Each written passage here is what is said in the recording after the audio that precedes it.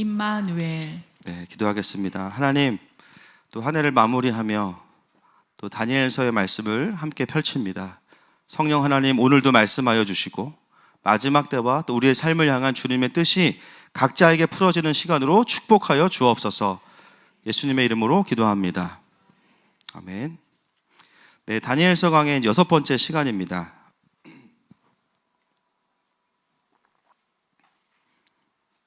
다니엘과 세 친구는 우리 지난주에 본 것처럼 이 바벨론 안에서도 에덴의 방식으로, 하나님의 방식으로 이제 하나님의 나라를 경험하게 돼요.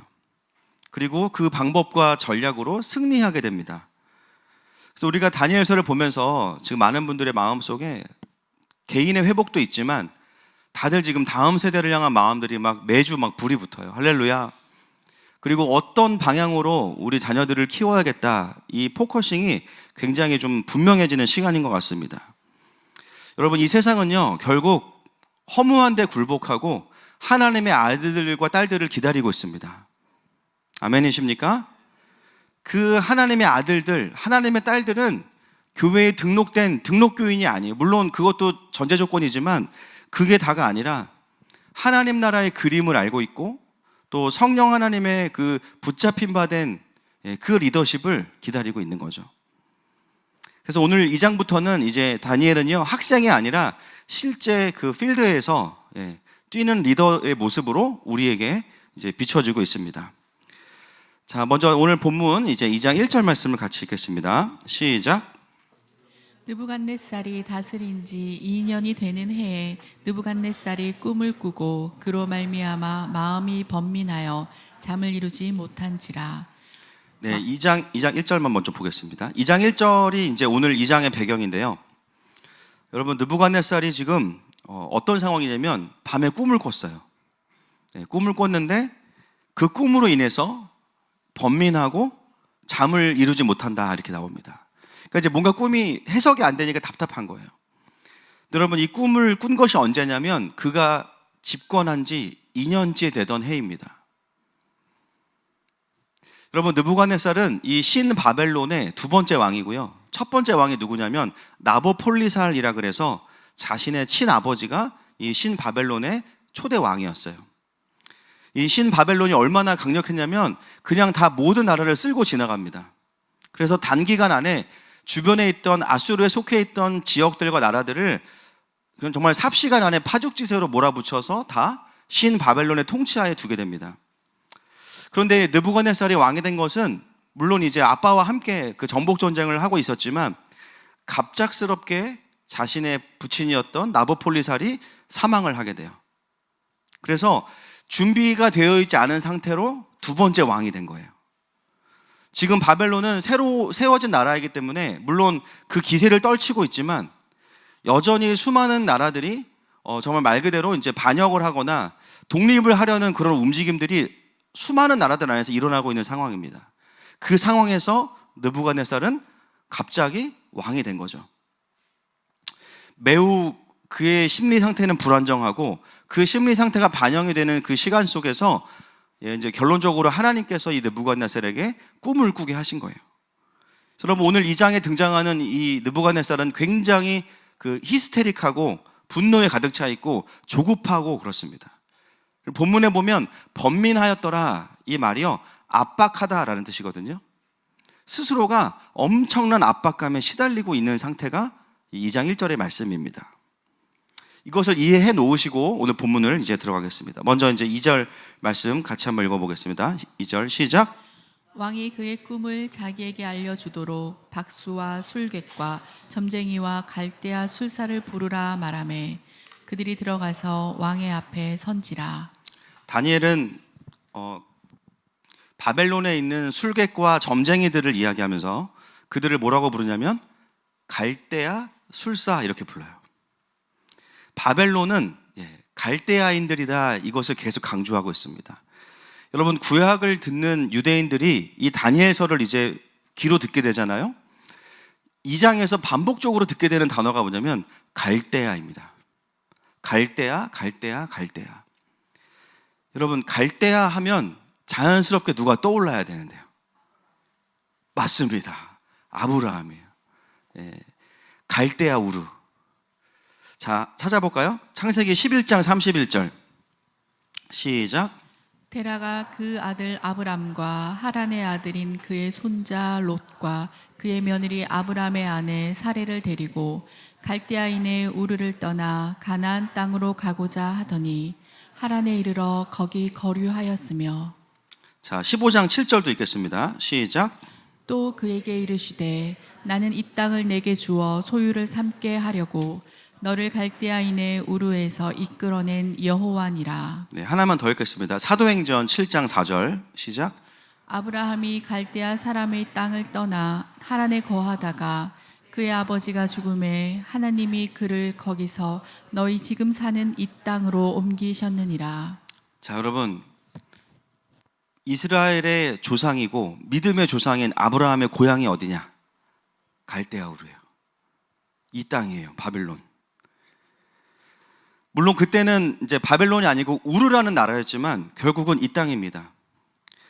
바로 그 바벨론의 그 땅에서 하나님은 아브라함과 그의 아버지 데라를 구원하셨고 새로운 땅 가나안으로 부르신 거예요. 근데 여러분, 지금 어떤 일이 벌어졌냐면 1400년이 지난 이후에 그 아브라함의 후예들이 다시 바벨론 갈대아로 돌아왔는데 포로가 돼서 돌아왔어요. 여러분, 이게 이제 하나님의 시각이에요. 역사를 주관하시는 분은 하나님이시기 때문에. 할렐루야. 여러분, 하나님께서 아브라함과 그의 아버지를 갈대아에서 불러내실 때는요, 이제는 바벨론이 섬겼던 그 마르둑과 벨로부터, 그 우상으로부터 구원하신 거예요. 근데 여러분, 그들이 하나님을 거절하고 우상을 숭배할 때 어떻게 됩니까? 다시 바벨론으로 돌아와서 그 땅에 포로가 되어서 돌아온다는 겁니다. 여호수아서 24장 2절 말씀 같이 읽겠습니다. 시작. 여호수아가 모든 백성에게 이르되 이스라엘의 하나님 여호와께서 이같이 말씀하시기를 옛적에 너희의 조상들 곧 아브라함의 아버지 나홀의 아버지 데라가 강 저쪽에 거주하여 다른 신들을 섬겼으나. 자, 여기 보면요, 아브라함의 아버지 나홀의 아버지 데라가 강 저쪽에서 거주하여 다른 신들을 섬겼으나 이렇게 나옵니다.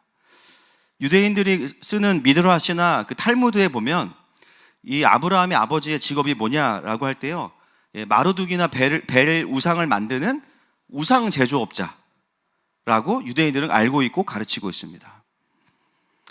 그래서 하나님은 우상을 섬기고 우상을 만들던 아브라함의 가정을 구원하셔서 가나안으로 부르신 거예요. 그런데 그 후예들이 하나님의 통치를 거절하고 강대국을 의지할 때 하나님은 어떻게 하셨냐면 그들을 다시 묶여있던 그 땅으로 돌아가게 하신 거죠. 여러분, 유대인들은요, 정말 조상을 잘 만난 겁니다. 그런 의미에서. 그래서 그들은 하나님의 선택된 백성이 되었어요. 여러분, 우리는 누굴 잘 만났어요? 예수님을 잘 만났어요. 할렐루야. 우리는 예수님을 잘 만나서 죄와 사망에 묶여있지 않고 이제는 하나님의 구원받은 백성이 되었습니다. 여러분, 우리가 하나님의 주권을 인정하지 않고 살아가게 될 때 어떤 일이 벌어지냐면요, 아무리 오랜 시간이 지났다 할지라도 뭐 구원이 취소됐다 그 말은 아니에요. 마치 구원받기 전의 모습처럼 또 묶이는, 또 바벨론으로 돌아가는 그런 상태가 될 수 있다는 거예요. 너무나 비극적이고 슬픈 일이죠. 물론 통상적으로 바벨론 사람들을 갈대아인이라고 불렀지만 다니엘은 이것을 후대에게 기록을 하고 있기 때문에 계속해서 유대인들이 듣기에 와닿는 단어들을 쓰고 있는 겁니다. 우리가 하나님의 백성으로서의 주권을 거절하면 다시 갈대아로 돌아오는 인생이 될 수밖에 없어. 그것을 이야기하는 거예요. 여러분, 교회라는 이름의 뜻이 무엇입니까? 에클레시아, 세상으로부터 부름받은 자들이에요. 그렇게 자유케 된 자들이 다시 세상에 묶이는 것은 하나님의 뜻이 아닙니다. 만약에 우리가 세상으로 들어가야 된다면 그것은 포로로 들어가는 게 아니고요, 복음을 전하고 세상 속에 하나님 나라를 확장하기 위해서 파송받아야 되는 거예요. 할렐루야. 그래서 사도라는 뜻이 뭐냐면 보냄받은 자, 아포슬, 보냄받은 자라는 뜻이에요. 우리는 이 세상에 포로로 들어가는 게 아닙니다. 하나님의 사도로 들어가는 것입니다. 그래서 여러분, 다니엘서는 우리에게 두 가지를 이야기하는 거예요. 하나님의 주권을 거부한 백성은 포로가 될 거야. 그러나 그 와중에도 하나님을 경외하고 하나님의 주권과 통치에 순복하는 자들은 다니엘과 같이 될 거야. 두 가지의 메시지를 동시에 전하고 있는 것이죠. 여러분, 다니엘이 바벨론으로 가는 것은 본인의 뜻은 아니었어요. 그렇죠? 민족적인 어떤 죄악 때문에 같이 이제 망한 건데, 그러나 다니엘은 민족을 원망하고 왕을 원망하지 않았어요. 어떻게 받아들였냐면, 우리를 다시 바벨론으로 지금 돌아가게 하신 하나님의 뜻이 있으실 거야. 여러분, 하나님의 나라를 경험하는 사람들은 상황이 좋아져서, 뭔가 내가 원하는 대로 환경이 바뀌어져서 회복되는 게 아니에요. 상황이 어떠하든지 간에, 할렐루야, 지금 이 상황 속에서도 하나님이 나를 향한 뜻이 있으실 거야. 우리의 가정을 향한 뜻이 있으실 거야. 우리의 자녀를 향한 뜻이 있으실 거야. 이 대한민국을 향한 하나님의 뜻이 있으실 거야. 그것을 바라보는 사람들입니다. 여러분, 우리는 다시 묶여도 풀어질 수 있어요. 왜냐하면 우리에게는 십자가의 복음이 있습니다. 그래서 우리의 부르심은 묶이고 풀어지는 게 아니에요. 그거는 이제 당연히 필요한 거지만, 계속해서 이 세상을 향한 부르심과 영광의 파송, 이 패턴 속에서 승리하고 이기는 자가 되는 것, 그것이 우리의 부르심입니다. 여러분, 묶이지 않으려면요, 어떻게 해요? 싸워서 이겨야 돼요. 할렐루야. 지금 로엘이가 묶이지 않으려고 싸워서 엄마를 이겼어. 여러분, 최후의 방어는 공격이에요. 아멘이십니까? 그리고 순종이 승리입니다. 세상이 어떻고 교회가 어떻고 나라가 어떻고 환경이 안 도와줘도요, 하나님의 통치는 거기에 매이지 않습니다.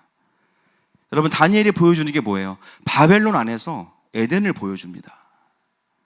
그것은 하나님의 통치는 어떤 왕에게도 지지 않으신다는 거예요. 그래서 다니엘은 이 바벨론 안에서도 에덴을 경험하면서 살아가는 모습을 우리에게 보여주고 있는 거죠.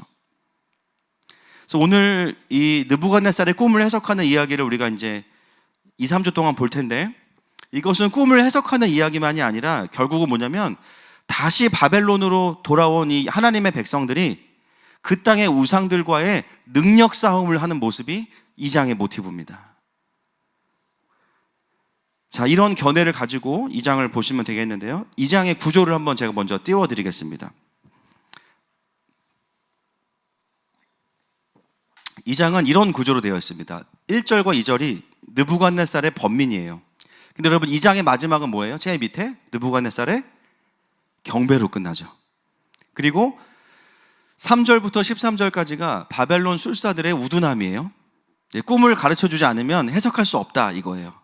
그런데 다니엘은 꿈도 맞추고 해석도 이야기해요. 그게 25절과 45절의 대칭 구조입니다. 그리고 정 가운데 뭐가 있냐? 14절부터 24절에 보면 하나님의 계시와 해석이 있어요.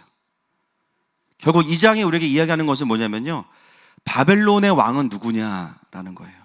바벨론은 누구의 뜻대로 흘러가고 있느냐라는 겁니다. 거기에 핵심에 뭐가 있냐면 하나님의 계시와 하나님의 해석이 있습니다. 할렐루야. 네, 이 구조를 이해하시고 오늘은 여기서 저희가 1절부터 13절 또는 12절까지만 보도록 하겠습니다. 자, 3절 말씀 같이 읽겠습니다. 시작. 왕이 그들에게 이르되 내가 꿈을 꾸고 그 꿈을 알고자 하여 마음이 번민하도다 하니. 지금 느부갓네살이 얼마나 그 마음이 급한지 아시죠? 지금 조금만 지도력을 잃어버리는 순간 그 많은 나라들 다 들고 일어날 거예요. 그의 힘으로도 앞으로 바벨론의 미래를 예측할 수가 없다라는 거예요. 그래서 어때요? 마음에 고민이 가득하고 번민이 가득해요.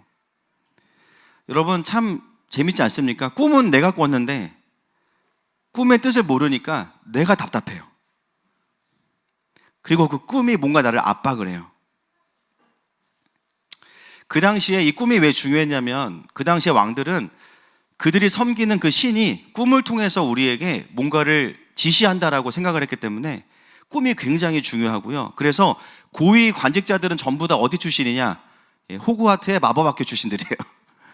고위 관직자들은 다 해리포터 출신들이에요. 막 공부 잘하는 사람이 아니라 꿈을 듣고 잘 풀 수 있는 사람들이 다 1급, 2급 공무원에 배치되어 있었어요. 평상시에도 왕이 꿈을 꾸면 뭐 아버지 나보폴리살도 그랬겠지만 나 어제 이런 꿈을 꿨어. 무슨 뜻인지 해석해봐. 그러면은 이제 술사들이 다 해석하는 거죠. 근데 이번에는 어떤 일인지 그 꿈을 이야기해주지 않습니다. 그리고 번민해요. 여러분, 오늘 이 느부갓네살을 보면서 우리가 알게 되는 것은, 여러분, 세상의 권력을 가진 사람도요, 자기의 앞날이 어떻게 될지 몰라요. 그래서 괴로워하고 힘들어합니다. 여러분, 이거는 느부갓네살만이 아니죠. 이 세상을 살아가고 있는 모든 현대인들이 다 이 고민을 가지고 있어요. 오히려 가진 게 많은 사람일수록 지킬 게 많으니까 더 힘들어요. 내 앞날은 과연 어떻게 될까? 나는 계속해서 이런 수입을 얻을 수 있을까?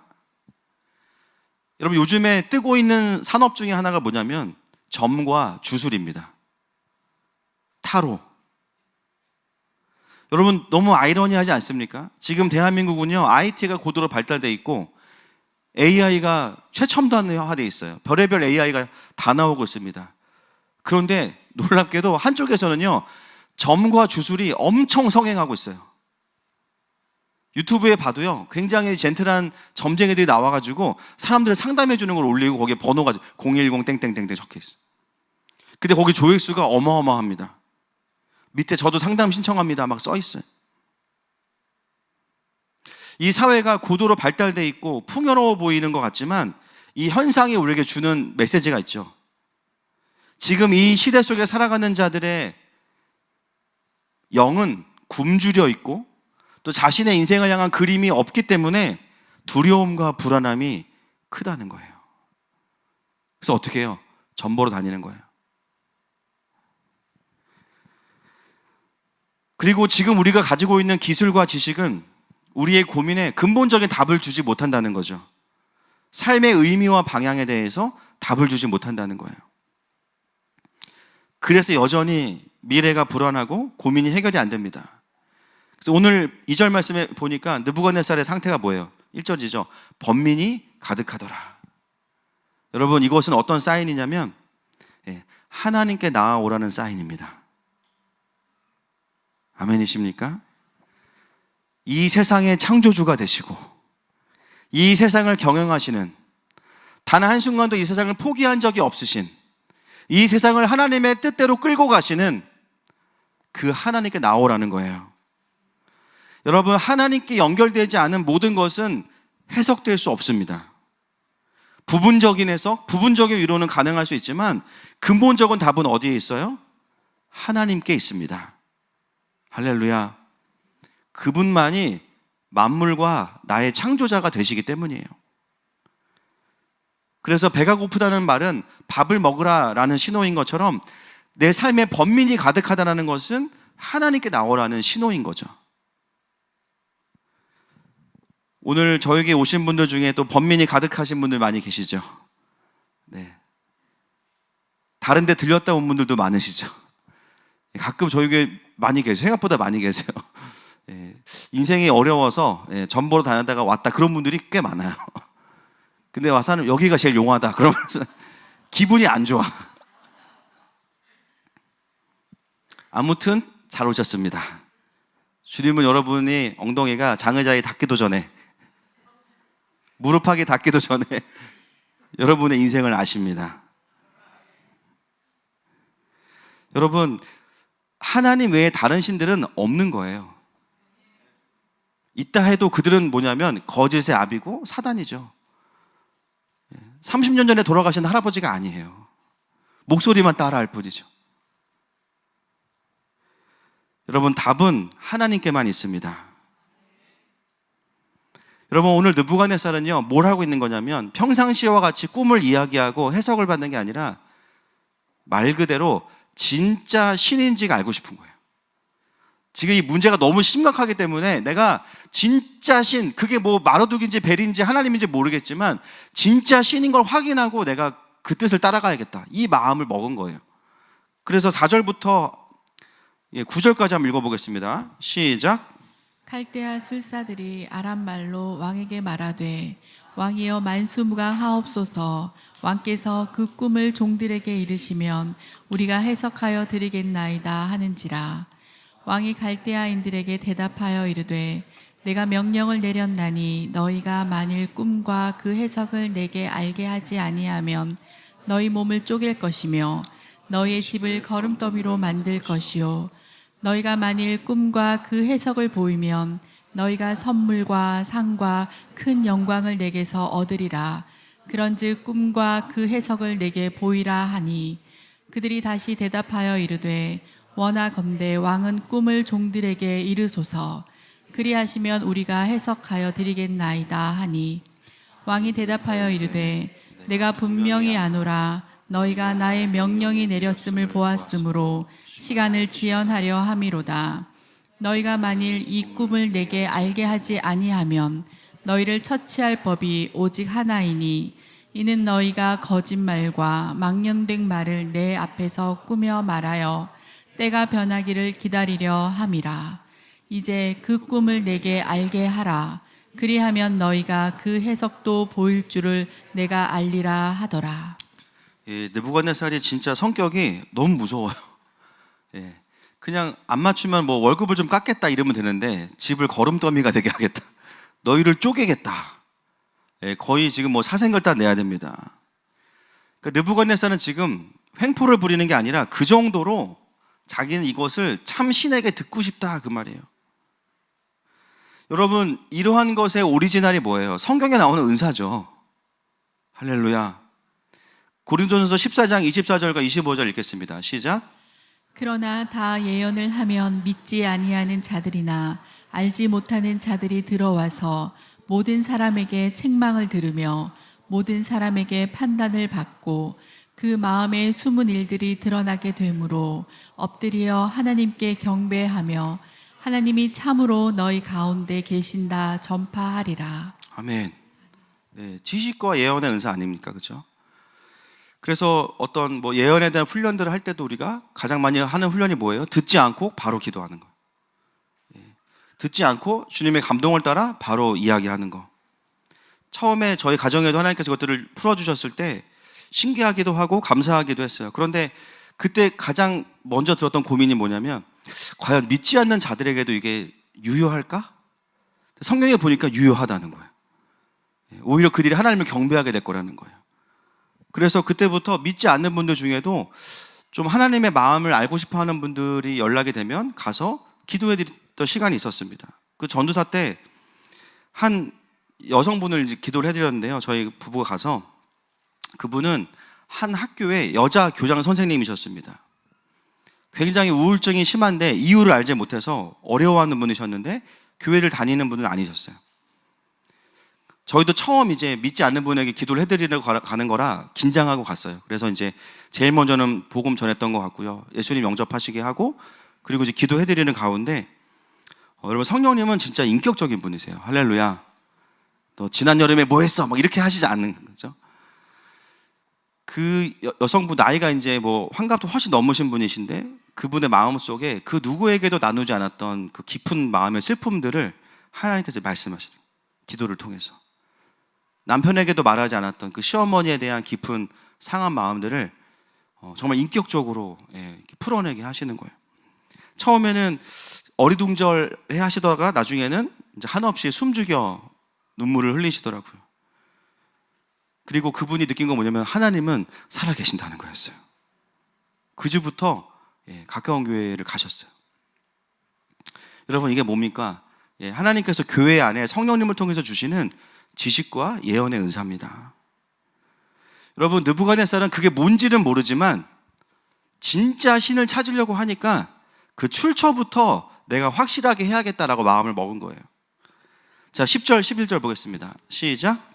갈대아인들이 왕 앞에 대답하여 이르되 세상에는 왕의 그 일을 보일 자가 한 사람도 없으므로 어떤 크고 권력 있는 왕이라도 이런 것으로 박수에게나 술객에게나 갈대아인들에게 물은 자가 없었나이다.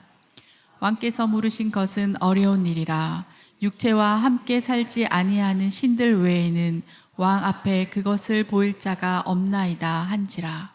술사들이 억울합니다. 그래서 지금까지 이런 일은 없었습니다. 그래서 꿈이라도 얘기를 해주세요. 그랬더니 뭐라고 하냐면 그 다음에 본인들이 왕께서 물으신 것은 어려운 일인데요. 오늘 설교의 제목이 여기 있죠. 육체와 함께 살지 아니하는 신들 외에는 왕 앞에 그것을 보일 자가 없습니다. 지금 이 술사들은 자기가 무슨 말 하는지 몰라요. 근데 다니엘은 이걸 기억했다가 기록했어요. 왜요? 바로 이 신이 바로 하나님이시기 때문이에요. 육체에 거하는 신, 우리와 함께 하시는 하나님, 할렐루야. 우리가 똑같이 육신을 입으셨고 이제 이 땅에 오셨습니다. 그죠? 성탄은 그것을 의미해요. 그러나 모든 시험을 받으셨기 때문에 우리를 체휼하시지만 시험 받지는 않으셨어요. 시험에 들지는 않으셨어요. 결국은 이들은 말하는 것은 무엇이냐면 우리들이 믿는 신은 그렇게까지 용하진 않아요, 그 말입니다. 그런 신이 있으면 우리도 믿고 싶어요. 그런 신이 어딨어?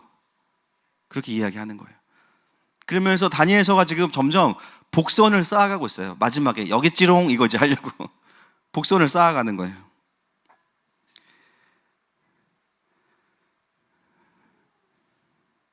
여러분, 이 다니엘서를 기록하는 다니엘의 마음속에는요, 본인도 다음 세대였지만 일찍부터 그런 훈련을 받고 영적으로 열려있는 자신의 삶을 보면서 본인도 다음 세대인데 그 다음 세대를 생각하면서 다니엘서를 기록했겠죠.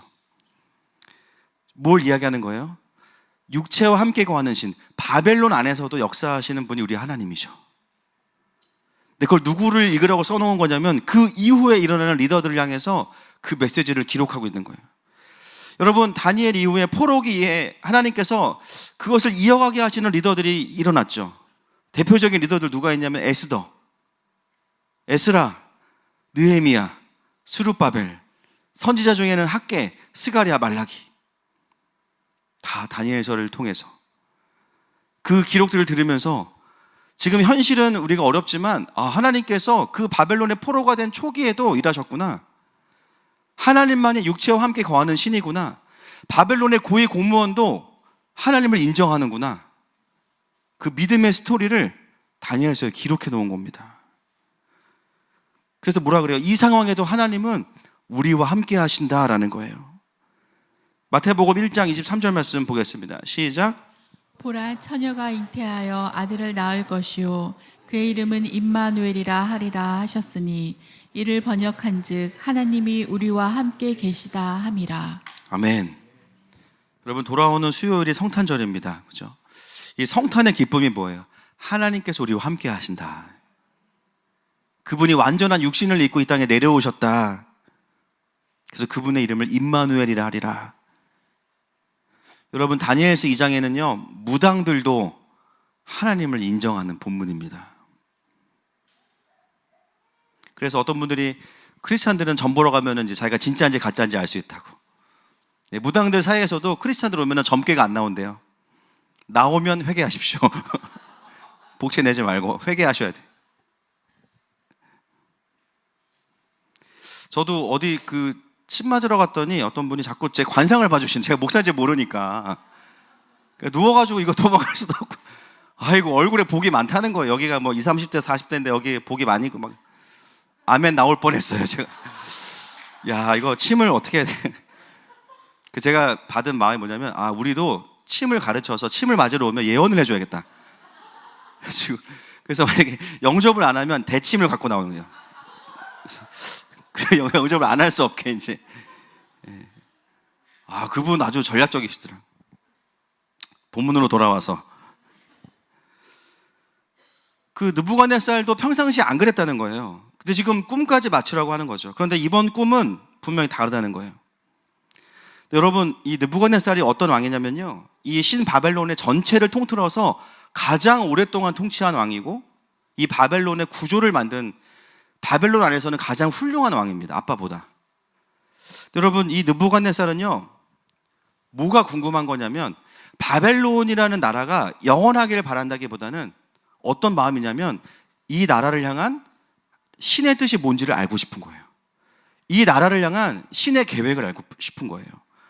여러분, 다니엘이 풀어내는 꿈은 사실 바벨론은 망한다잖아요. 그 꿈을 듣고 경배를 할 수 없거든요. 자, 47절 보겠습니다. 47절 시작. 왕이 대답하여 다니엘에게 이르되 너희 하나님은 참으로 모든 신들의 신이시요 모든 왕의 주제시로다. 내가 능히 이 은밀한 것을 나타내었으니 내 하나님은 또 은밀한 것을 나타내시는 이시로다. 아멘. 느부갓네살은 뭔가를 아는 왕입니다. 무조건 내 나라가 가장 길어야 돼 이게 아니라 진짜 신의 뜻이라면 거기에 반응하고 경배하는 모습을 보여줘요. 여러분, 이 세상 사람들은요, 각자의 그림과 각자의 성공을 향해서 살아가는 것 같지만 결론적으로는 뭐냐면 진짜 하나님의 그림을 원하고 있습니다. 진짜 이 세상이 어떻게 되는 거야? 진짜 이 세상에 창조주가 있다면 그 뜻을 알고 싶어. 그게 멸망이든 구원이든 지옥이든 좀 명확하게 알고 싶어. 그것을 이해하게 해줄 다니엘을 찾고 있다는 거예요. 여러분, 거짓 선지자는 어떤 사람들입니까? 본문에 나오는 갈대아 술사들입니다. 하나님께 받은 그림을 말하는 게 아니라 왕이 말해줘야만 거기에 근거해서 왕이 듣기 좋은 것으로 풀어내는 사람들. 뭐예요? 현실에다가 쉽게 말하면 말씀을 끼워 맞추는 거죠. 하나님의 뜻을 가지고 현실을 해석해 주는 게 아니라 현실에 맞추어서 메시지를 조정하는 사람들. 그것이 당장은 좋아 보이지만 느부갓네살이 원하는 것은 그게 아니었어요. 진짜 신의 그림을 알면 내가 대처하고 싶어. 그 마음을 가지고 있던 겁니다. 여러분, 우리가 살아가는 이 시대가 정말 마지막 때이면서도 바벨론과 같은 시대죠. 누가 깨어있는 그리스도인인가? 상황에 계속 말씀을 끼워 맞추고 말씀을 변개하고 말씀을 조종하고 사람들이 듣기 편한 메시지로 바꾸는 자들이 아니라, 상황에 의해서 흔들리는 사람들이 아니라 상황과 상관없이 하나님의 그림을 선포하는 자들입니다. 개인의 호불호도 아니에요. 그 하나님의 뜻은 이거야 라고 말하는 사람들. 여러분, 이 세상은 점점 더 많은 느부갓네살들이 일어날 거예요. 뭔가 많은 걸 이루었고 열심히 살고 있고 성취하고 있지만 번민이 가득해요. 끊임없이. 나 어떻게 살아야 되지? 무엇을 위해 살아야 되지? 무엇을 준비해야 되지? 앞으로 세상은 어떻게 되지? 끊임없이 두려워. 세상을 봐도 어때요? 기근과 지진과 수많은 마지막 때의 징조가 점점 더 가득해질 겁니다. 주님 우리에게 무엇을 말씀하고 계십니까? 누가 나의 다니엘이 될 것이냐? 다니엘의 이름의 뜻, 하나님이 심판자이시다. 누가 이 세상의 심판자가 누구냐? 여호와 하나님이시다. 세상을 하나님 나라의 관점으로 해석해 주면서 앞으로 일어날 일들까지도 말해줄 수 있는, 그러면서 지금 무엇을 준비해야 될지 말해줄 수 있는 다니엘들이 일어나야 된다는 것입니다. 사도행전 2장 17절 18절 말씀 보겠습니다. 시작. 하나님이 말씀하시기를 말세에 내가 내 영을 모든 육체에게 부어주리니 너희의 자녀들은 예언할 것이요 너희의 젊은이들은 환상을 보고 너희의 젊은이들은 꿈을 꾸리라. 그때 내가 내 영을 내 남종과 여종들에게 부어주리니 그들이 예언할 것이요. 아멘. 여러분, 다니엘은요 자기가 지어서 이야기한 게 아니에요. 보여주신 걸 이야기했어요. 들은 걸 전했어요. 다니엘은 선지자이면서 증인입니다. 그래서 여러분, 우리가 이 시대에 여러 가지 직업을 가질 수 있지만 결국 우리의 근본적인 정체성은 뭐냐? 하나님 나라의 증인입니다. 그래서 어떤 분들은 목사님 저는 환상을 못 봐서 보면 좋죠. 여러분, 다니엘에게 아무리 강력한 은사가 풀어져 있었어도요 절대로 우리를 따라올 수 없는 게 있어요. 이미 우리 키즈가 다니엘보다 더 높은 위치에 있어요. 심지어 우리 교회 막내 지금 누구지? 현존하는 막내 누구예요? 제가 찾아보니까 우리 이진규 집사님의 막내 기쁨이 8월 22일생, 오늘이 12월 20일, 딱 4개월 됐어. 근데 얘가 다니엘보다 더 높은 위치에 있어요. 지금 출고 4개월밖에 안 됐지만 얘가 근데 풀옵션이야. 왠지 아십니까 여러분? 환상을 못 봐도 괜찮아요. 우리에게 뭐가 있냐면 완성된 그림인 하나님의 말씀인 성경이 있어요. 다니엘은 성경이 없었어요. 할렐루야. 따라합시다. 우리가 이겼다. 우리는 다니엘보다 망할 수 없습니다. 절대로. 뭐 아무것도 안 보고 눈 감으면 졸려. 눈 뜨고 기도하세요. 괜찮아요. 중요한 건 뭐냐? 우리에게는 완성된 하나님 나라의 계시록까지 완성되어 있는 성경이 있다는 거예요. 여러분, 하나님의 말씀인 성경이 우리의 환상입니다. 그것이 우리의 그림입니다. 우리가 개별적으로 보는 환상도 그 하나님 나라의 성경의 큰 그림의 한 조각이잖아요. 결국은 누가 이 세상은 필요하냐? 누가 하나님의 아들들과 딸들이냐? 이 성경을 세상의 언어로 풀어내 줄 수 있는, 화내면서 가르치는 게 아니라 그들의 언어로 진리를 그대로 전할 수 있는, 세상과 소통해 줄 수 있는 하나님의 사람들이 필요하다는 거예요. 계시록 10장 9절부터 11절 보겠습니다. 시작. 내가 천사에게 나아가 작은 두루마리를 달라 한즉 천사가 이르되 갖다 먹어버리라. 내 배에는 쓰나 내 입에는 꿀같이 달리라 하거늘. 내가 천사의 손에서 작은 두루마리를 갖다 먹어버리니 내 입에는 꿀같이 다나 먹은 후에 내 배에서는 쓰게 되더라. 그가 내게 말하기를 내가 많은 백성과 나라와 방언과 임금에게 다시 예언하여야 하리라 하더라. 아멘. 여러분, 이 두루마리가 뭐예요? 작게 적용하면 계시록이지만 넓게 보면 하나님의 말씀이에요. 10장에서 사도 요한에게 이것을 먹으라고 했더니 입에는 꿀같이 다나 배에서는 쓰게 되리라. 말씀을 먹은 다음에 그 다음에 뭐예요? 많은 백성과 나라와 방언과 임금에게 다시 예언하여야 하리라.